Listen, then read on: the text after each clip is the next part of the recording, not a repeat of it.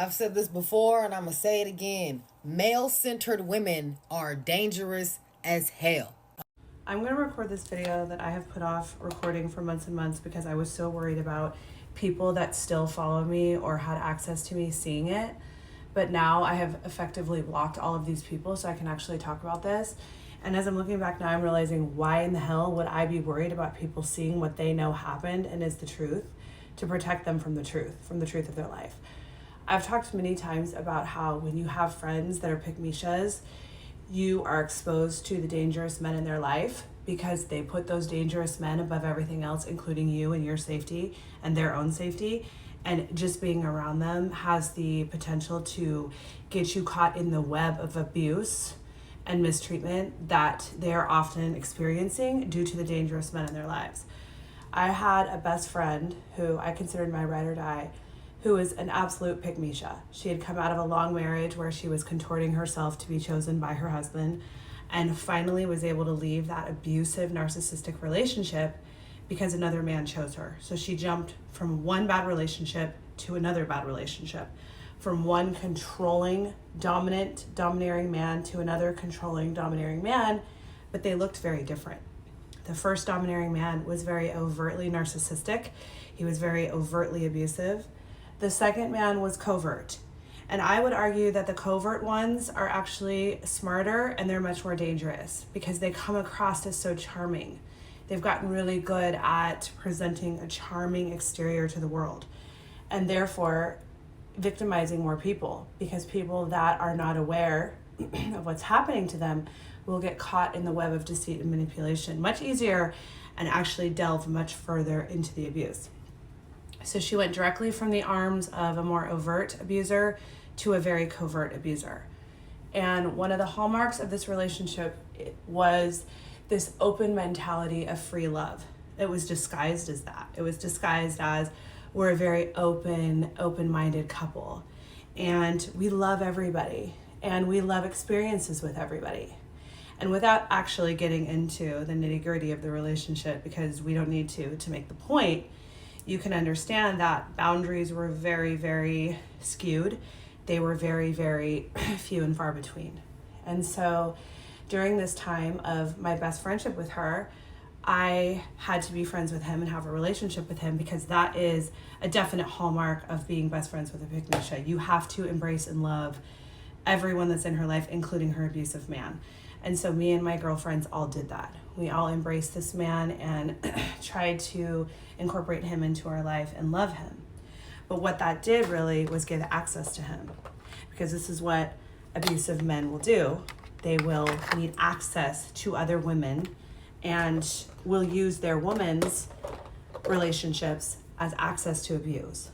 And because we were all friends with her and all friends with him, we opened ourselves up to that.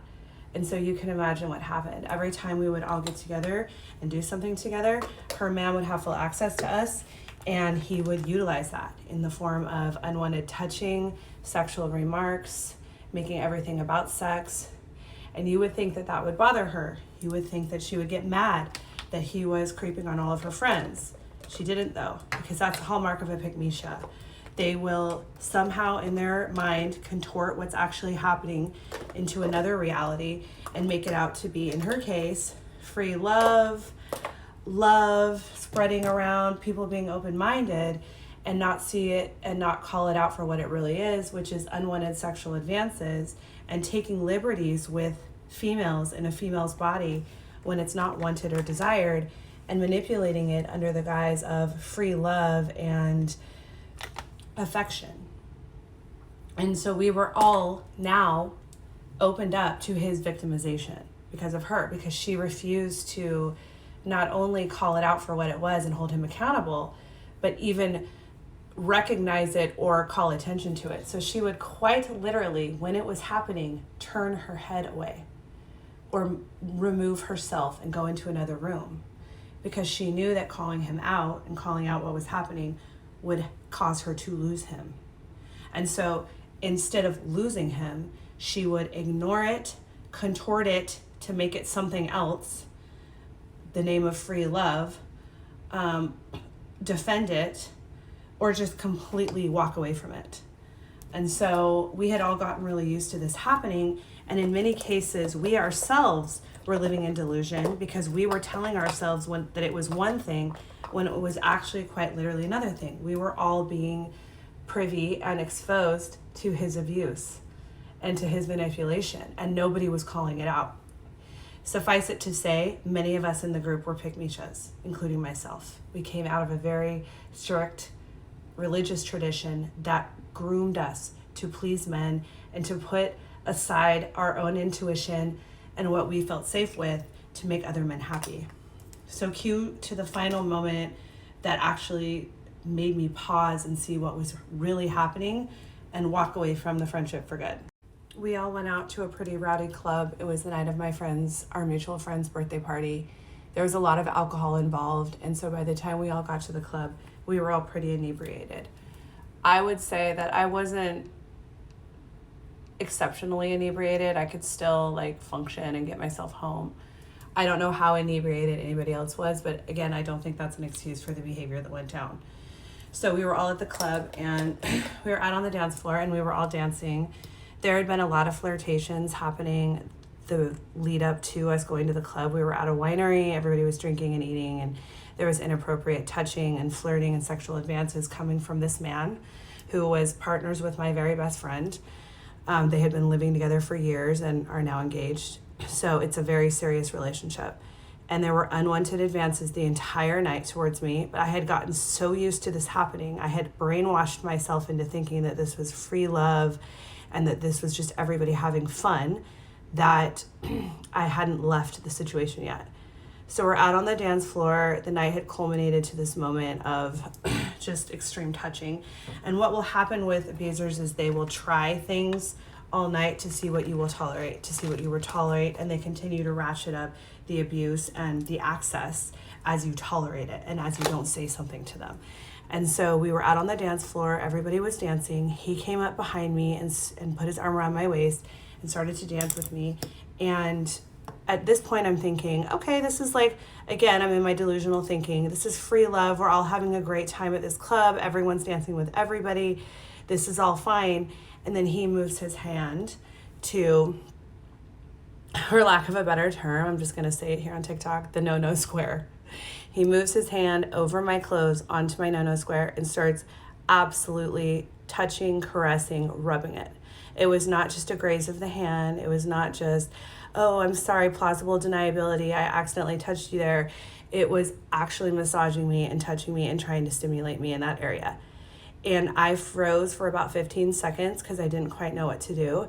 It was an obvious, complete assault on my boundaries and on what was right and good and allowed. And my intuition told me so. It was like the moment from living in delusion of just excusing his behavior broke, and my actual intuition came roaring forward like a siren and was like, this is not right. This is over the edge. This is SA. And in that 15 seconds, I froze and did what I normally do in this situation, which is I'm a flight person in a fight or flight situation. I grabbed my stuff and I ran straight from the dance floor to the front of the club and out the front door. And I waited on the side of the building and called an Uber and waited for an Uber to take me home. The next morning, I get a text from my best friend who says to me, sorry about last night, we were all drunk. That was all I got. I know that she was referencing what happened on the dance floor. I know that she knew what happened on the dance floor. She had justified it in her own mind of delusion as just being a fun, free-loving moment. And in her moment, she was also excusing his behavior by saying he was drunk. And nothing from him. She was doing his work for him. She was covering up and protecting him, which is what a Pikmesha will do, and trying to get me to live in the delusion that when you're drunk, you don't know what you're doing and you don't know that you're essaying somebody. I was in that friendship for maybe 9 months. And then I met my person and I told him what happened, and he was absolutely appalled and snapped me out of the delusion and helped me to see what was actually happening.